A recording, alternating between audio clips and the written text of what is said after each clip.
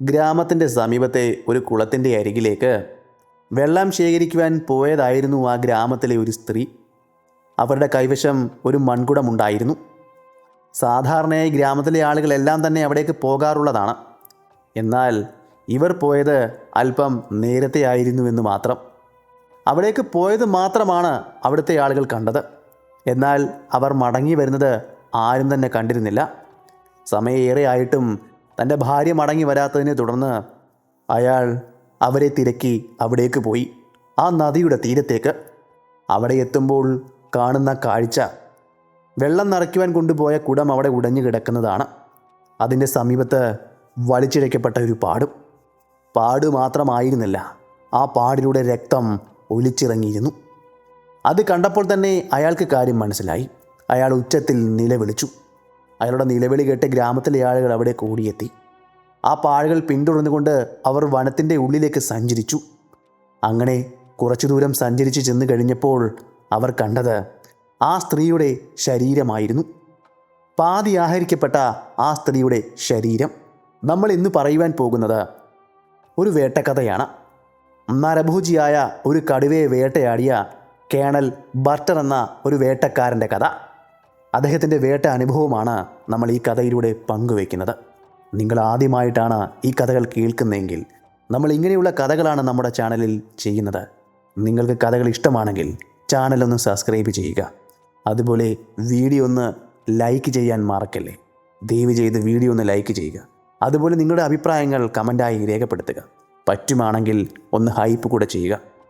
അപ്പോൾ കൂടുതൽ കാര്യങ്ങൾ പറഞ്ഞ് ഞാൻ നിങ്ങളെ മുഷിപ്പിക്കുന്നില്ല. നമുക്കിനിയും നേരെ കഥയിലേക്ക് പോകാം.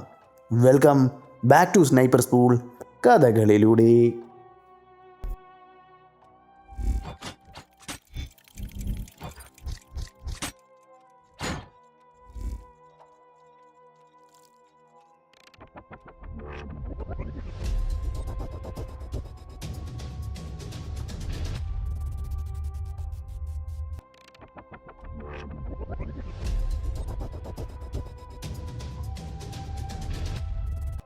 നമ്മുടെ കഥ നടക്കുന്നത് ഏതാണ്ട് 80 വർഷങ്ങൾക്ക് മുമ്പുള്ള ഒരു കാലഘട്ടത്തിലാണ്. കൃത്യമായി പറഞ്ഞാൽ ഇന്ത്യക്ക് സ്വാതന്ത്ര്യം ലഭിച്ച ആ വർഷം 1947. ഇന്നത്തെ പോലെയുള്ള റോഡുകളോ വാർത്താവിനിമയ സംവിധാനങ്ങളോ ഒന്നുമില്ലാത്ത ഒരു കാലം. ദക്ഷിണ ഭാരതത്തിലെ കർണാടക സംസ്ഥാനത്ത് വനങ്ങളാൽ ചുറ്റപ്പെട്ട ഒരു പ്രദേശമുണ്ട്, കൊല്ലകൽ. തമിഴ്നാടിൻ്റെ അതിർത്തിയോട് വളരെ ചേർന്ന് കിടക്കുന്ന ഒരു പ്രദേശം. അവിടെ ഒരു ഗ്രാമമുണ്ട്. ആ ഗ്രാമത്തിൽ നിന്നും കുറച്ചു ദൂരം സഞ്ചരിച്ചു കഴിഞ്ഞാൽ തമിഴ്നാടിനോട് ചേർന്ന് കാവേരി നദി ശാന്തമായി ഒഴുകുന്നത് കാണാൻ സാധിക്കും. കൊല്ലഗലിയുടെ ആകാശത്ത് തലയുയർത്തി നിൽക്കുന്നത് ബിലിരിരംഗൻ കുന്നുകളാണ്. ആ നാടിൻ്റെ കാവൽക്കാരാണ്. ഈ മലനിരകളിൽ വെറുതെ ഒരു ഭംഗി മാത്രമല്ല ഒളിപ്പിച്ച് വെച്ചിരിക്കുന്നത്. അതിൻ്റെ ഉള്ളറകളിൽ അത്യന്തം അപകടകരമായ ആഴമേറിയ താഴ്വരകളുണ്ട്. വേനൽക്കാലത്ത് ഉണങ്ങിക്കിടക്കുന്ന ചെറിയ തോടുകൾ ആ താഴ്വരകളിലൂടെ പാമ്പിനെ പോലെ ഇഴഞ്ഞു നീങ്ങുന്നു. ആ മണ്ണിൽ ഓരോ ചുവട് വയ്ക്കുമ്പോഴും നിങ്ങൾ അത്രയധികം ശ്രദ്ധിക്കണം. ചിലയിടത്ത് കല്ലുകൾ നിറഞ്ഞ കടുപ്പമേറിയ തറയാണെങ്കിൽ മറ്റു ചിലയിടത്ത് ചവിട്ടിയാൽ താഴ്ന്നു പോകുന്ന നനുനരുത്ത മണ്ണാണുള്ളത്. ചുറ്റും ഇടതൂർന്ന് നിൽക്കുന്ന മുൾച്ചെടികൾ കാരണം മുന്നോട്ടുള്ള വഴി പോലും വ്യക്തമായി നിങ്ങൾക്ക് കാണാൻ പറ്റിയില്ല എന്ന് വരും. ഓരോ വളവിലും ഓരോ മരത്തിന് പിന്നിലും മരണം പതുങ്ങിയിരിപ്പുണ്ട്. അതെല്ലാം ശ്രദ്ധിച്ചു വേണം ആ വഴിയിലൂടെ നിങ്ങൾ മുന്നിലേക്ക് നടന്നു നീങ്ങാൻ. ആഗസ്റ്റ് മാസം കൊല്ലകളിലെ ആ താഴ്വരകളിൽ ഭയാനകമായ ഒരു നിശബ്ദത തളം കെട്ടി നിൽക്കുകയാണ്. വനത്തോട് ചേർന്ന് കിടക്കുന്ന മിനിയം എന്ന കൊച്ചു ഗ്രാമം ഇന്നതിനെപ്പറ്റി ചിന്തിക്കുമ്പോൾ ഉള്ളിൽ വല്ലാത്തൊരു പേടിയാണ്. കുറേ നാളുകളായി അവിടെ നരഭോജിയായ ഒരു കടുവയുടെ സാന്നിധ്യമുണ്ട് എന്ന് അവിടുത്തെ ഗ്രാമവാസികൾ ഉറക്കത്തിൽ പോലും വിളിച്ചു പറയുമായിരുന്നു. അവരുടെ പേടി സ്വപ്നവും അതുമാത്രമായിരുന്നു. സത്യത്തിൽ ഈ കഥ തുടങ്ങുന്നത് ആ വർഷം ജനുവരിയിലെ ഒരു തണുത്ത മഞ്ഞുള്ള പ്രഭാതത്തിലാണ്. മിനിയം ഗ്രാമത്തിന് മുകളിലുള്ള താഴ്വരയിലേക്ക് സൂര്യൻ്റെ ഇളം വെയിൽ മരങ്ങൾക്കിടയിലൂടെ അരിച്ചിറങ്ങുന്നുണ്ട്. ഉണങ്ങിയ ഇലകൾക്ക് മുകളിൽ വീണ് കിടക്കുന്ന ആ വെളിച്ചത്തിന് പോലും എന്തോ ഒരു പ്രത്യേകതയുണ്ട്. 2 ഇടയന്മാർ തങ്ങളുടെ പശുക്കുട്ടികളുമായി ആ തോട്ടിൻകരയിലൂടെ നടക്കുകയാണ്. അവർക്ക് അത് സ്ഥിരം വഴിയാണ്. പശുക്കളുടെ കഴുത്തിലെ മണിമുഴക്കവും അവർക്കിടയിലെ ചെറിയ വർത്തമാനങ്ങളും മാത്രമാണ് ഇപ്പോൾ വായുവിൽ മുഴങ്ങിക്കേൾക്കുന്നത്. പക്ഷേ അന്ന് അന്തരീക്ഷത്തിൽ വല്ലാത്തൊരു മാറ്റമുണ്ടായിരുന്നു. പതിവായി കരയുന്ന പക്ഷികളെല്ലാം പെട്ടെന്ന് നിശബ്ദമായി. കാട്ടുപറപ്പുകൾക്കുള്ളിൽ ഒരു സ്വാഭാവികമായ നിശബ്ദത പടർന്നു പിടിക്കുവാൻ തുടങ്ങി. മുന്നിൽ നടന്നുകൊണ്ടിരുന്ന ഇടയൻ പെട്ടെന്ന് നിശ്ചലനായി നിന്നു. അവൻ തൻ്റെ ശ്വാസം പോലും അടക്കി പിടിച്ചു. എന്തോ ഒന്ന് ആ കുറ്റിക്കാടിനുള്ളിൽ അനങ്ങുന്നുണ്ട്. അവൻ സൂക്ഷിച്ചു നോക്കി, പക്ഷേ ഒന്നും വ്യക്തമല്ല. വായുവിൽ ഒരു നേർത്ത ഗന്ധം പടർന്നിരുന്നു. അവൻ അത് ശ്രദ്ധിച്ചു. വന്യമായ ഒരു ഗന്ധമായിരുന്നു അത്. അവൻ്റെ ഹൃദയം പടപട ഇടിക്കുവാൻ തുടങ്ങി. വിയർപ്പ് തുള്ളികൾ നെറ്റിയിൽ പൊടിഞ്ഞു. കാറ്റുപോലും ഒരു നിമിഷം നിന്നതുപോലെ അവന് തോന്നി. അടുത്ത നിമിഷം ഒരു വെള്ളിടി വെട്ടുന്ന വേഗത്തിൽ എല്ലാം സംഭവിച്ചു കഴിഞ്ഞിരുന്നു. ആ കാട്ടുപടർപ്പുകൾ വകഞ്ഞു മാറ്റി ഒരു ഭീകരമായ നിഴൽ പുറത്തേക്ക് പാഞ്ഞു വന്നു. കടുവ. യാതൊരു മുന്നറിയിപ്പുമില്ലാതെ, ഒരു മുരൾച്ച പോലുമില്ലാതെ അവൻ ആ ഇടയന് മേൽ പതിച്ചു. ഒരു മിന്നൽ പിണർപ്പ് പോലെ ആ മൃഗം അവനെ നിലത്തേക്ക് ആഞ്ഞടിച്ചു. പിന്നെ കൂർത്ത നഖങ്ങൾ ഉപയോഗിച്ച് ആ ഇടയനെ പിച്ചി ചീന്തി. അന്തം വിട്ടുപോയ രണ്ടാമത്തെ ഇടയൻ ആ കാഴ്ച കണ്ണിമ ചിമ്മാതെ നോക്കി നിന്നു. അവന് എന്ത് ചെയ്യണമെന്നറിയില്ല. കൂട്ടുകാരനെ ആ കാട്ടുമൃഗം നിലത്തിട്ട് ചീന്തുന്നത് അവൻ നോക്കി നിന്നു. അവർ കൊണ്ടുവന്ന പശുക്കൾ ഭയന്ന് നാലുപാടും ചിതറിയോടി. അവയുടെ മണികുലുക്കം ആ താഴ്വരയിൽ പ്രകമ്പനം തന്നെ കൊള്ളിച്ചു. മണ്ണും പൊടിയും ആകെ ഉയർന്നു. ഒരു നിമിഷത്തെ പകപ്പലിന് ശേഷം മരണഭയം ഉള്ളിൽ കയറി. രണ്ടാമത്തെ ഭയനിന്ന ആ ഇടയനുണ്ടല്ലോ, അവൻ ജീവനും കൊണ്ട് തിരിഞ്ഞോടി. അവൻ്റെ പിന്നിൽ ഇപ്പോഴും ആ കാടിൻ്റെ ഭയാനകമായ നിശബ്ദത മാത്രം. ഇടയ്ക്കിടയ്ക്ക് താഴേക്ക് പൊഴിഞ്ഞു വീഴുന്ന ഇലകളുടെ ശബ്ദം വ്യക്തമായി ഇപ്പോൾ അവന് കേൾക്കാം. കടുവയുടെ വായിലകപ്പെട്ട ആ ഇടയൻ്റെ അവസാനത്തെ അലർച്ചയും അവിടെ കേട്ടുമുഴങ്ങി. കുറച്ച് സമയം കഴിഞ്ഞ് എല്ലാം നിശബ്ദമായി. അവൻ ധൈര്യം സംഭരിച്ചുകൊണ്ട് അവൻ്റെ ഗ്രാമം ലക്ഷ്യമാക്കി കുതിറിയോടി. അങ്ങനെ എങ്ങനെയൊക്കെയോ അവൻ ആ ഗ്രാമത്തിൽ എത്തിച്ചേർന്നു. കാര്യങ്ങൾ അവിടെ അവൻ അവതരിപ്പിച്ചു. കുറേ സമയങ്ങൾക്ക് ശേഷം ഗ്രാമവാസികളെല്ലാം ധൈര്യം സംഭരിച്ച് കയ്യിൽ കിട്ടിയ വടിയും കോപ്പുകളുമെല്ലാമായി അവർ ആ വനത്തിലേക്ക് നടന്നേറി. അതായത് സംഭവം നടന്നെത്തിയ ആ സ്ഥലത്തേക്ക്. അവിടെ എത്തുമ്പോൾ അവിടെ ആരുമുണ്ടായിരുന്നില്ല. പക്ഷേ ഉണങ്ങിയ തോട്ടിലെ മണ്ണിൽ രക്തം പുരണ്ട അടയാളങ്ങൾ വ്യക്തമായി അവർക്ക് കാണുവാൻ സാധിച്ചു. ആ ഭീകരൻ തൻ്റെ ഇരയെ കുറ്റിക്കാടിനുള്ളിലേക്ക് വലിച്ചിഴച്ചു കൊണ്ടുപോയതിൻ്റെ പാടുകൾ ആ മണ്ണിൽ തെളിഞ്ഞു കാണാമായിരുന്നു. അതോടുകൂടി മിനിയം ഗ്രാമത്തിലെ ആ ഭയം വീണ്ടും വീണ്ടും കൂടിക്കൂടി വന്നു. പക്ഷേ വിശപ്പടക്കാൻ അവർക്ക് കാട്ടിലേക്ക് തന്നെ പോകേണ്ടതിൻ്റെ ആവശ്യമുണ്ട്. ദിവസങ്ങൾ കടന്നുപോയി. ആ കടുവ അടങ്ങിയിരുന്നില്ല. ഏപ്രിൽ മറ്റൊരു കുട്ടിയെ അവൻ ഇരയാക്കി. ജൂലൈ മാസമായപ്പോൾ വനത്തിന് സമീപം പോയ ഒരു സ്ത്രീയെയും ആ മൃഗം പിടികൂടി. ഗ്രാമത്തിൻ്റെ താളം പൂർണ്ണമായും തെറ്റി. കുട്ടികളെ വീടിന് പുറത്തേക്കിറക്കാൻ മാതാപിതാക്കൾ ഭയന്നു. രാത്രിയായാൽ വീടിൻ്റെ വാതിലുകൾ അവർ ഉറപ്പിച്ച് അടച്ചു. ശ്വാസം അടക്കിപ്പിടിച്ച് കുടിലുകൾക്കുള്ളിൽ അവർ താമസിച്ചു. കാറ്റിലും ഓരോ ഇലയനക്കത്തിലും അവർ ആ നരഭോജിയുടെ സാന്നിധ്യം ഭയപ്പെട്ടു. ഏറ്റവും വലിയ പ്രശ്നം എന്തെന്ന് വെച്ചാൽ ഈ കടുവ ഏതാണെന്ന് ആർക്കും തിരിച്ചറിയുവാൻ കഴിഞ്ഞില്ല എന്നതാണ്. കാരണം അവരുടെ ഗ്രാമത്തോട് ചേർന്ന് നിൽക്കുന്ന ആ വലിയ വനത്തിലുണ്ടല്ലോ, ധാരാളം കടുവകളുണ്ടായിരുന്നു. പക്ഷേ ഇതിൽ ഏത് കടുവയാണ് മനുഷ്യൻ്റെ ചോര രുചിച്ചറിഞ്ഞതെന്ന് അവർക്കറിയില്ല. അതൊരു നിഗൂഢമായി തന്നെ അവിടെ തുടർന്നു. ഓഗസ്റ്റ് മാസം ആയതോടെ കാര്യങ്ങൾ കൂടുതൽ വഷളായി. കനത്ത മേഘങ്ങൾ വിളിഗിരിരംഗൻ കുന്നുകൾക്ക് മുകളിൽ വന്നു മൂടി. അന്തരീക്ഷത്തിൽ വല്ലാത്തൊരു ഭാരവും തണുപ്പും പടർന്നു. പെട്ടെന്ന് ആ താഴ്വരയെ നടുക്കിക്കൊണ്ട് ദൂരെ എവിടെയോ ഒരു കടുവയുടെ കലർച്ച മുഴങ്ങി. ആ ശബ്ദം കാടിൻ്റെ ഓരോ മുക്കിലും മൂലയിലും തട്ടി പ്രതിധ്വനിച്ചു. ഗ്രാമവാസികൾ പരസ്പരം നോക്കി. ആ നരഭോജി അടുത്ത് എവിടെയുണ്ട്. അവൻ വനത്തിലിരുന്ന് നമ്മളെ തന്നെ നിരീക്ഷിക്കുകയാണ്. അങ്ങനെ ഓഗസ്റ്റ് മാസം പകുതിയോടെ കാര്യങ്ങൾ കൂടുതൽ സങ്കീർണമായി. മിനിയം താഴ്വരയുടെ ഭൂപ്രകൃതിയെക്കുറിച്ച് ഞാൻ നേരത്തെ പറഞ്ഞതല്ലേ. ബിളിരംഗൻ കുന്നുകൾ ഒരു വലിയ മതിൽ പോലെയാണ് അവിടെ നിൽക്കുന്നത്. സാധാരണയായി കടലിൽ നിന്നും വരുന്ന കാർമേഘങ്ങൾ ഈ കുന്നുകൾ തടഞ്ഞു നിർത്തുന്നു. അതുകൊണ്ട് തന്നെ താഴ്വരയിൽ വലിയ മഴ പെയ്യാറില്ല.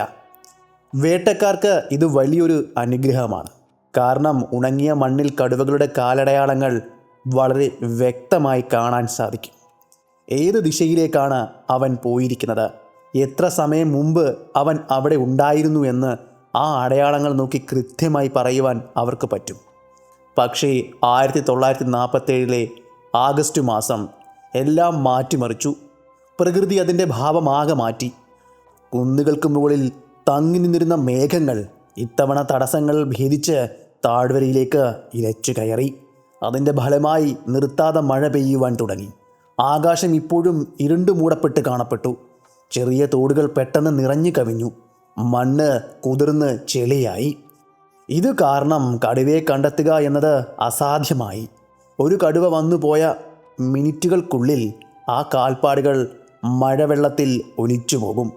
ഇനി എങ്ങോട്ട് പോകും, അവൻ എവിടെയുണ്ട് എന്ന് തിരിച്ചറിയാൻ കഴിയില്ല. അങ്ങനെ കഴിയാത്ത ഒരു അവസ്ഥയായി. ഈ മഴ കടുവയ്ക്ക് വലിയൊരു മറയായി മാറി. നനഞ്ഞ മണ്ണിലൂടെ ചുവടുകൾ വയ്ക്കുമ്പോൾ ഇലകൾ അനങ്ങുന്ന ശബ്ദം പോലും ഉണ്ടാകില്ല. ശബ്ദമില്ലാതെ, അടയാളങ്ങൾ അവശേഷിപ്പിക്കാതെ അവന് ധൈര്യമായി സഞ്ചരിക്കാം. മഴയുടെ ഇരമ്പലുകൾ കാടിൻ്റെ സ്വാഭാവികമായ ശബ്ദങ്ങളെല്ലാം ഇല്ലാതാക്കി. ഇതെല്ലാം വീക്ഷിച്ചുകൊണ്ട് ഒരാൾ അവിടെ ക്യാമ്പ് ചെയ്യുന്നുണ്ടായിരുന്നു. Colonel Burton. ആ നരഭോജിയെ ഇല്ലാതാക്കുവാൻ വേണ്ടി, ഗ്രാമത്തിലെ ആളുകളെ സഹായിക്കുവാനും താങ്ങാനും വേണ്ടി അവിടേക്കെത്തിയ വേട്ടക്കാരനായിരുന്നു ബട്ടൻ. ഗ്രാമത്തിന് തൊട്ടടുത്ത്, എന്നാൽ വനത്തിൻ്റെ വക്കിലായിട്ടാണ് അദ്ദേഹം തൻ്റെ താവളം ഒരുക്കിയത്. പകൽ മുഴുവൻ കാട്ടിലൂടെ അയാൾ അലഞ്ഞു നടക്കും. അദ്ദേഹത്തിൻ്റെ വസ്ത്രങ്ങൾ മഴ നനഞ്ഞു കുതിർന്നു. തണുപ്പ് അസ്ഥികളിലേക്ക് തുളച്ചു കയറുന്നുണ്ട്.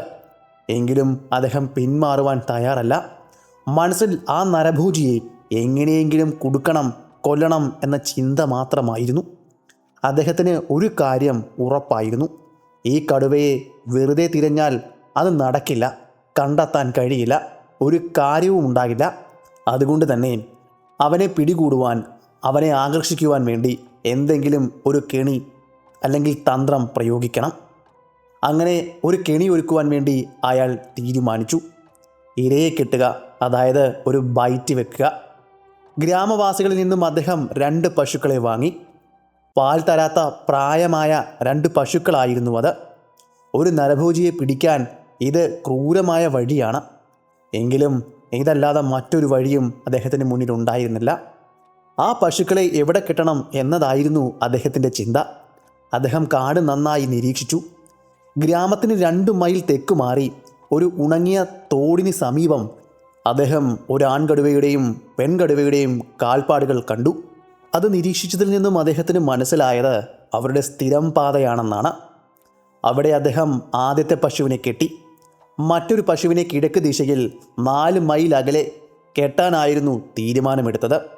കടുവ വരാൻ സാധ്യതയുള്ള 2 വഴികളും അദ്ദേഹം അങ്ങനെ അടച്ചു. പശുവിനെ കെട്ടുമ്പോൾ അദ്ദേഹം വളരെ ശ്രദ്ധിച്ചു. കടുവയ്ക്ക് പെട്ടെന്ന് പശുവിനെ വലിച്ചു കൊണ്ടുപോകുവാൻ പറ്റാത്ത വിധം ശക്തമായ കയറുകൾ കൊണ്ട് വലിയ മരത്തിൻ്റെ വേരുകളിൽ തന്നെയാണ് അദ്ദേഹം അത് ബന്ധിപ്പിച്ചത്. പശുവിന് കുടിക്കാൻ വെള്ളവും അതിന് കഴിക്കുവാൻ വൈക്കോലുകളും അദ്ദേഹം നൽകി. പശു പേടിച്ച് ഒച്ചയുണ്ടാക്കിയാൽ മാത്രമേ കടുവ അങ്ങോട്ട് വരൂ. അത് അദ്ദേഹത്തിന് നല്ല പോലെ തന്നെ അറിയാമായിരുന്നു. ഇനി അടുത്തത് ചെയ്യേണ്ടത് ഒരു മച്ചാൻ ഒരുക്കുകയാണ്. നിലത്ത് നിൽക്കുന്നത് ആത്മഹത്യാപരമാണ്. അതുകൊണ്ട് തന്നെ പശുവിനെ കെട്ടിയതിന് തൊട്ടടുത്തുള്ള ഒരു വലിയ മരത്തിന് മുകളിൽ അദ്ദേഹം മറഞ്ഞിരിക്കുവാൻ തീരുമാനിച്ചു. അവിടെ ഒരു മച്ചാൻ കെട്ടുവാനായിരുന്നു അദ്ദേഹത്തിൻ്റെ പദ്ധതി. മുകളിൽ നിന്നും താഴേക്ക് നിറയൊഴിക്കുവാൻ കൃത്യമായ ആംഗിൾ അദ്ദേഹം കണ്ടെത്തി. താഴെ നിന്ന് നോക്കിയാൽ ആരെങ്കിലും മരത്തിന് മുകളിൽ ഇരിക്കുന്നുണ്ടോ എന്ന് കാണാൻ കഴിയാത്ത രീതിയിൽ ഇലകൾ കൊണ്ട് അദ്ദേഹം ആ മച്ചാൻ മറച്ചു. കാറ്റിൻ്റെ ദിശ പോലും അദ്ദേഹം പരിശോധിച്ചു. കാരണം മനുഷ്യൻ്റെ മണം കിട്ടിയാൽ കടുവ ഒരിക്കലും അങ്ങോട്ട് വരില്ല.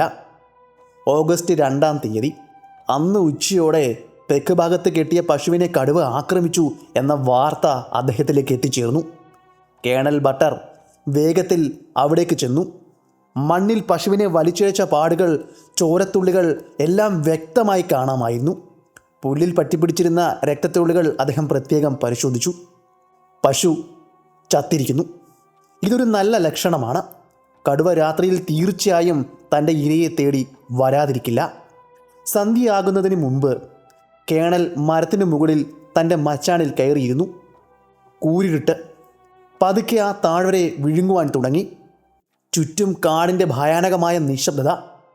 ഇടയ്ക്കിടയ്ക്ക് ഒരു മൂങ്ങയുടെ കരച്ചിൽ മാത്രം അവിടെ മുഴങ്ങി കേൾക്കാമായിരുന്നു. ഇലകൾക്കിടയിലൂടെ കാറ്റ് കടന്നു പോകുമ്പോഴുണ്ടാകുന്ന ശബ്ദം മാത്രം കേണൽ ബർട്ടൻ അവിടെ കേട്ടു. ശ്വാസം പോലും വളരെ സാവധാനത്തിലാണ് അദ്ദേഹം വിട്ടത്. വിശക്കുന്നുണ്ടെങ്കിലും അദ്ദേഹം ഒന്നും കഴിച്ചില്ല. ഒരു ചെറിയ ശബ്ദം പോലും ആ വേട്ടയെ തകർക്കുമെന്ന് അദ്ദേഹത്തിന് ഉത്തമ ബോധ്യമുണ്ടായിരുന്നു. അങ്ങനെ സമയം പതുക്കെ മുന്നിലേക്ക് നീങ്ങി തുടങ്ങി. പാതിരാത്രിയായി. ദൂരെ എവിടെയോ കരിയില അനങ്ങുന്ന ഒരു ശബ്ദം അദ്ദേഹത്തിൻ്റെ കാതുകളിലേക്ക് വന്നു പതിച്ചു. തോക്കിൻ്റെ ട്രിഗറിലേക്ക് അയാളുടെ വിരലുകൾ വെച്ചു. കണ്ണു വികസിപ്പിച്ച് ഇരുട്ടിനെ തോൽപ്പിക്കുവാൻ അയാൾ ശ്രമം തുടങ്ങി. താഴെ കിടക്കുന്ന പശുവിൻ്റെ ജഡത്തിന് സമീപം എന്തോ ഒരു നിഴൽ അനങ്ങുന്നത് പോലെ അദ്ദേഹം കണ്ടു. എന്നാൽ അവിടെ ഒന്നും തന്നെ ഉണ്ടായിരുന്നില്ല. രാത്രി മുഴുവൻ ഇമ വെട്ടാതെ ആ പശുവിൻ്റെ ജഡത്തിലേക്കും ഇരുട്ടിലേക്കും നോക്കിയിരുന്നിട്ടും കേണൽ ബർട്ടൻ്റെ കാത്തിരിപ്പ് വെറുതെയായി. പതുക്കെ പതുക്കെ ആകാശത്തിൻ്റെ കടം നീലനിറം മാറി. വെളിച്ചം അരിച്ചിറങ്ങുവാൻ തുടങ്ങി. ഇരുട്ട് പിന്നോട്ട് വലിഞ്ഞു തുടങ്ങി.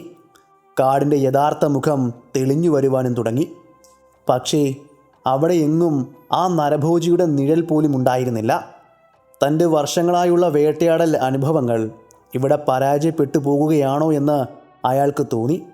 നേരം വെളുത്തതോടെയാണ് ആ പ്രദേശത്തെ കടുവയുടെ സ്വഭാവത്തിലുള്ള ഒരു വിചിത്രമായ മാറ്റം അദ്ദേഹം തിരിച്ചറിഞ്ഞത്.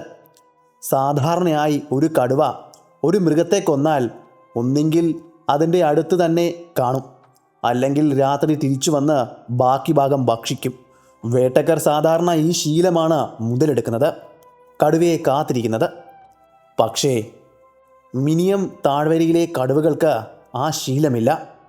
അതിന് കാരണം അവിടുത്തെ ഗ്രാമവാസികളാണ്. ഒരു കടുവ പശുവിനെ പിടിച്ചാൽ ആ നിമിഷം തന്നെ ഗ്രാമവാസികൾ ബഹളം വെച്ച് അങ്ങോട്ടെത്തും. എന്നിട്ട് ആ ചത്ത പശുവിൻ്റെ തോലും ഇറച്ചിയും അവർ ഉടനെ തന്നെ മുറിച്ചെടുത്ത് കൊണ്ടുപോകും. കടുവയ്ക്ക് കഴിക്കാൻ ഒന്നും അവിടെ ബാക്കി ഉണ്ടാകില്ല. ഈ ഒരു രീതി കാരണം ഇവിടുത്തെ കടുവകൾ ഒരു കാര്യം പഠിച്ചു: ഒറ്റയടിക്ക് എത്ര കഴിക്കാൻ പറ്റുമോ അത്രയും കഴിച്ച് സ്ഥലം വിടുക. തിരിച്ചു വന്നാൽ ഒന്നും ഇവിടെ ഉണ്ടാകില്ല. കേണൽ ബർട്ടറിൻ്റെ ആദ്യത്തെ പ്ലാൻ പരാജയപ്പെടാൻ കാരണം ഇതായിരുന്നു. കടുവ അന്ന് തന്നെ വയറ് നിറയെ കഴിച്ച് സ്ഥലം വിട്ടു. ഓഗസ്റ്റ് 3 വൈകുന്നേരം മറ്റൊരു വാർത്ത അദ്ദേഹത്തെ തേടിയെത്തി. കിഴക്കുഭാഗത്ത് കെട്ടിയിട്ട രണ്ടാമത്തെ പശുവിൻ്റെ അടുത്ത് എന്തോ പന്തികേട് നടന്നിട്ടുണ്ട്. അദ്ദേഹം ഒട്ടും വൈകിയില്ല. തോക്കുമെടുത്തുകൊണ്ട് ആ പശുവിൻ്റെ അരികിലേക്ക് ഓടി. അതിൻ്റെ അരികിലും അദ്ദേഹം ഒരു മച്ചാൻ കെട്ടിയിരുന്നു. ആ വലിയ മരത്തിൻ്റെ മച്ചാൻ്റെ മുകളിലേക്ക് അദ്ദേഹം ഒട്ടും വൈകാതെ വലിഞ്ഞു കയറി. അപ്പോഴേക്കും ഇരുട്ടും അവിടേക്ക് വ്യാപിച്ചിരുന്നു. ഇത്തവണ അദ്ദേഹം ശ്രദ്ധയോടെയാണ് അവിടെ കാത്തിരിക്കുവാൻ തീരുമാനിച്ചത്. കാരണം തലേന്ന് നടത്തിയ അദ്ദേഹത്തിൻ്റെ കാത്തിരിപ്പ് വെറുതെ ആയിരുന്നുവല്ലോ. താഴെ കെട്ടിയിട്ട പശു വല്ലാതെ അസ്വസ്ഥമായിരുന്നു. അത് കയറിൽ വലിച്ച് പുറകോട്ട് മാറാൻ ശ്രമിക്കുന്നു. വാവിൽ മൂക്ക് വിടർത്തി മണം പിടിക്കുന്നു. കാട്ടിൽ എവിടെയോ മരണം മണക്കുന്നുണ്ടെന്ന് ആ മിണ്ടാപ്രാണിക്ക് മനസ്സിലായിരിക്കുന്നു. കുറച്ച് സമയം കഴിഞ്ഞപ്പോൾ ഉണങ്ങിയ ഇലകൾ പൊട്ടുന്ന ശബ്ദം അദ്ദേഹത്തിൻ്റെ കാതുകളിലേക്ക് വന്നു. കേണൽ ബർട്ടൻ തോക്കിൻ്റെ ട്രിഗറിലേക്ക് അയാളുടെ വിരൽ വെച്ചു. ഇരുട്ടിനുള്ളിൽ നിന്നും ഒരു നിഴൽ രൂപം സാവധാനം പുറത്തേക്ക് വന്നു. കടുവയാണോ? അദ്ദേഹത്തിൻ്റെ ഹൃദയം വേഗത്തിലിടിച്ചു. പക്ഷേ അടുത്ത നിമിഷം അദ്ദേഹം തിരിച്ചറിഞ്ഞു അതൊരു കടുവയല്ല, മറിച്ച് ഒരു പെൺപുലിയായിരുന്നുവെന്ന്. വളരെ വേഗത്തിൽ നിശബ്ദമായി അത് പശുവിനെ ലക്ഷ്യമാക്കി നീങ്ങുകയാണ്. പശു പേടിച്ച് കരയാൻ തുടങ്ങി. കേണൽ ബർട്ടൻ ആ പുലിയെ ലക്ഷ്യം വെച്ച് തോക്ക് നീക്കി. ഇതൊരു നല്ല അവസരമാണ്. നരഭോജി അല്ലെങ്കിലും ശല്യക്കാരനായ ഒരു പുലിയെ തീർക്കാമല്ലോ. പക്ഷേ പ്രകൃതിക്ക് മറ്റൊരു അഭിപ്രായമായിരുന്നു. പെട്ടെന്ന് ആകാശം ഇടിമുഴക്കത്തോടെ കറുത്തിരുണ്ടു. മിന്നൽ പിണർപ്പുകൾ കാടിനെ വെളിച്ചത്തിലാക്കി. കാറ്റ് ആഞ്ഞു വീശുവാൻ തുടങ്ങി. മരങ്ങൾ അങ്ങോട്ടും ഇങ്ങോട്ടും ഭ്രാന്തമായി ആടിത്തുടങ്ങി. നിമിഷങ്ങൾക്കുള്ളിൽ ആകാശം പൊട്ടി ഉലഞ്ഞ് മഴ താഴേക്ക് കുത്തിപ്പെയ്തു. മഴയുടെ ഇരമ്പലിൽ കാടിൻ്റെ മറ്റെല്ലാ ശബ്ദവും മുങ്ങിപ്പോയി. ഒന്നും കാണാൻ പറ്റാത്ത അത്രയും കഠിനമായ മഴ. ആ പേമാരി കണ്ടതോടെ പുലി പേടിച്ച് ഇരുട്ടിലേക്ക് തന്നെ ഓടി മറഞ്ഞു. കേണൽ ബർട്ടൻ അവിടെ ഇരുന്നു, നനഞ്ഞു കുതിർന്നു. അദ്ദേഹത്തിൻ്റെ പുതപ്പും വസ്ത്രങ്ങളും തോക്കും എല്ലാം വെള്ളത്തിൽ കുതിർന്നു. ആ തണുപ്പ് ശരീരത്തെ വിറപ്പിച്ചു. അദ്ദേഹത്തിൻ്റെ അസ്ഥികളിലേക്ക് തുളച്ചു കയറി. എങ്കിലും അദ്ദേഹം അവിടെ തന്നെ കാത്തിരുന്നു. അയാൾക്കൊരു കാര്യം അറിയാമായിരുന്നു. ആ മഴയത്ത് ഒരു വേട്ടയും ഇനി സാധ്യമല്ല എന്ന്. തുടർച്ചയായി രണ്ടാമത്തെ ദിവസവും അദ്ദേഹം പരാജയത്തിൽ മടങ്ങി. ഓഗസ്റ്റ് 5 രാവിലെ മഴ ശമിച്ചു. കേണൽ ബർട്ടൻ ഉടനെ തന്നെ തെക്ക് ഭാഗത്തുള്ള അദ്ദേഹത്തിൻ്റെ പശുവിനെ കെട്ടിയിട്ട സ്ഥലത്തേക്ക് പോയി. അവിടെ ചെളി നിറഞ്ഞ മണ്ണിൽ അദ്ദേഹം കണ്ട കാഴ്ച അദ്ദേഹത്തിൻ്റെ രക്തത്തെപ്പോലും മരവിപ്പിച്ച് കളഞ്ഞു.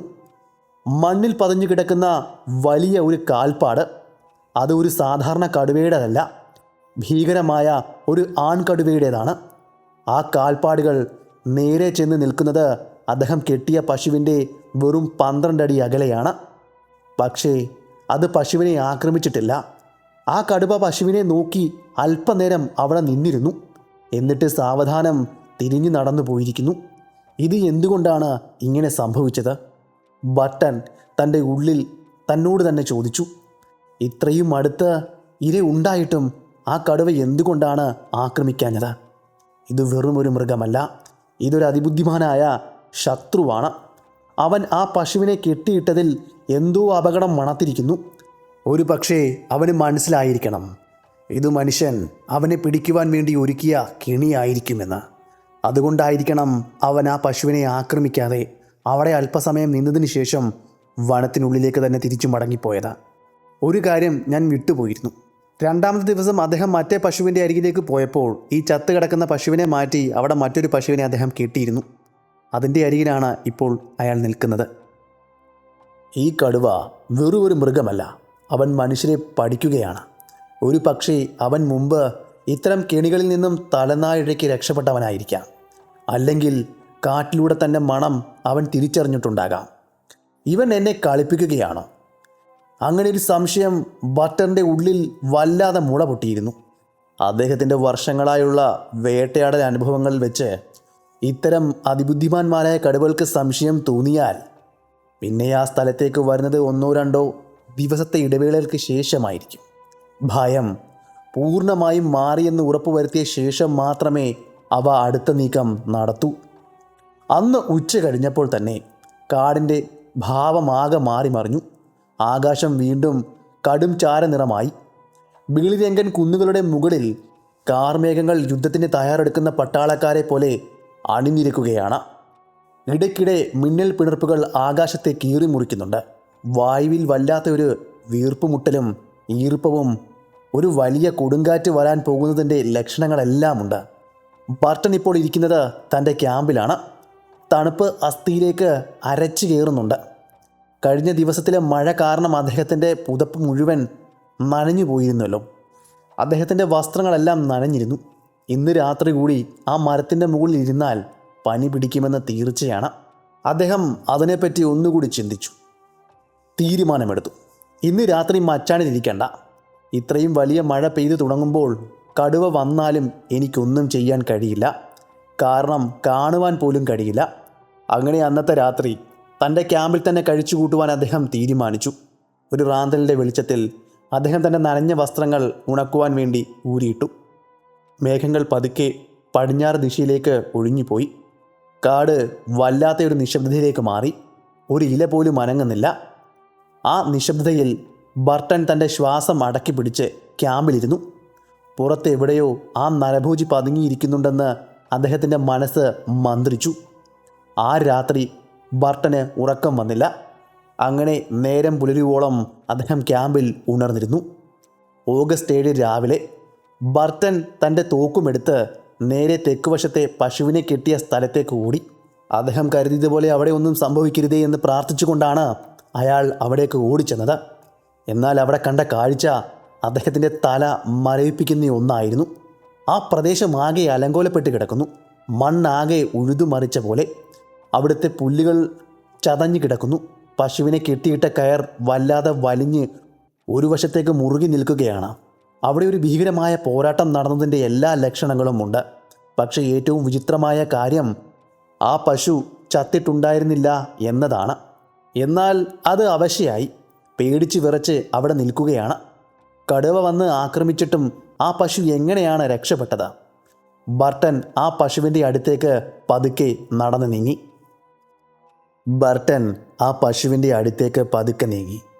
ആ മിണ്ടാപ്രാണി വല്ലാതെ കിതയ്ക്കുന്നുണ്ടായിരുന്നു. അതിൻ്റെ കണ്ണുകളിൽ അപ്പോഴും മരണഭയം നീളിക്കുന്നത് അദ്ദേഹം കണ്ടു. അദ്ദേഹം പശുവിൻ്റെ കഴുത്തിലേക്ക് സൂക്ഷിച്ചു നോക്കി. കടുവയുടെ പല്ലുകൾ അമർന്ന ആഴത്തിലുള്ള മുറിവുകൾ അവിടെ ഉണ്ടായിരുന്നു. പക്ഷേ ഒരു വലിയ പെൺകടുവയുടെ ശക്തി വെച്ച് നോക്കിയാൽ ആ പശുവിൻ്റെ കഴുത്ത് അപ്പോഴേക്കും ഒടിഞ്ഞു തൂങ്ങേണ്ടതായിരുന്നു.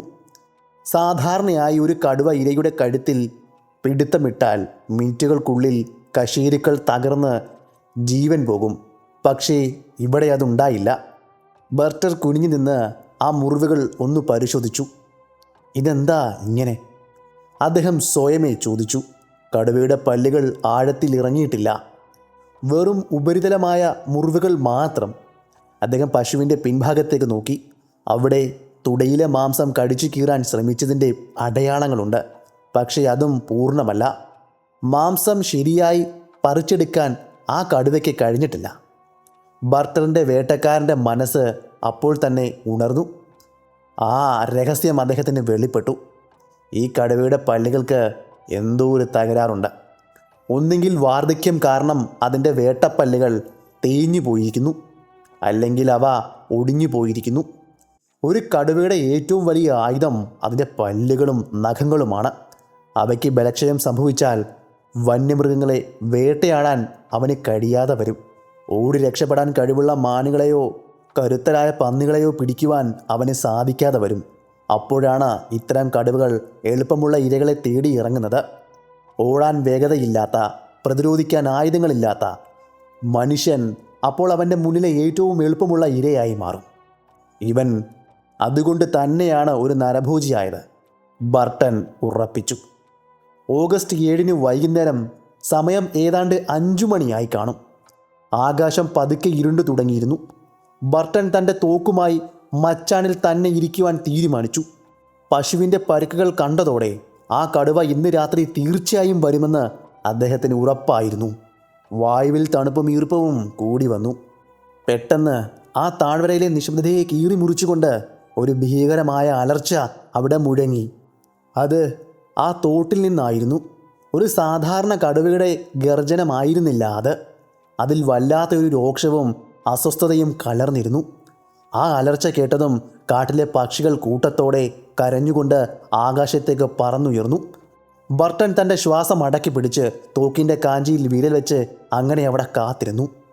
കുറച്ച് മിനിറ്റുകൾക്ക് ശേഷം വീണ്ടും അതേ അലർച്ച. അത് അല്പം കൂടി കൂടുതൽ അടുത്തുനിന്നും അദ്ദേഹം കേട്ടു. 5 മണി മുതൽ 6 മണി വരെയുള്ള ആ ഒരു മണിക്കൂറിൽ 5-6 തവണ ആ കടുവയുടെ ഭീകരമായ അലർച്ച അദ്ദേഹത്തിൻ്റെ കാതുകളിൽ അങ്ങനെ കേട്ടു. ഓരോ തവണ അലറുമ്പോഴും അതിൻ്റെ സ്ഥാനം മാറിക്കൊണ്ടേയിരുന്നു. അവൻ പതുക്കെ പതുക്കെ പശുവിനെ കെട്ടിയിട്ട മരത്തിൻ്റെ അടുത്തേക്ക് നീങ്ങിക്കൊണ്ടിരിക്കുകയാണെന്ന് അയാൾക്ക് മനസ്സിലായി. സാധാരണയായി കടുവകൾ ഇരയെ പിടിക്കുവാൻ വരുമ്പോൾ വല്ലാത്തൊരു നിശബ്ദത പാലിക്കാറുണ്ട്. ഒരില പോലും അനങ്ങാതെ പതുങ്ങിയാണ് വരാറ്. അതാണ് കടുവകൾക്കും ഇഷ്ടം. പക്ഷേ ഈ നരഭോജി നേരെ തിരിച്ചാണ് ചെയ്യുന്നത്.